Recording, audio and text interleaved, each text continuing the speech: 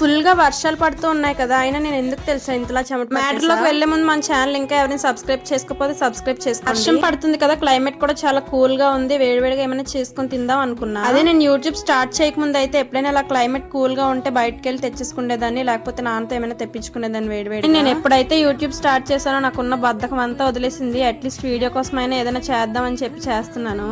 సరేలేండి, ఏది జరిగినా మన మంచికే అంటారు కదా, మనమైతే ముందు ప్రాసెస్ లోకి వెళ్ళిపోదాం. నేనైతే వర్షంతో పకోడీలు బాగుంటుంది కదా అని చెప్పి ఆనియన్ పకోడీ చేసి, ఈ ప్రాసెస్ లో ఒక్కసారి ట్రై చేయండి, చాలా ఈజీగా తొందరగా అయిపోతుంది. ఏం లేదు, ఆనియన్స్ ఇంకా చిల్లీ కట్ చేసేసుకోండి ఫస్ట్. తర్వాత అందులో సాల్ట్, కారం, వాము ఇంకా శనగపిండి ఇవన్నీ వేసి బాగా మిక్స్ చేసేసుకోండి.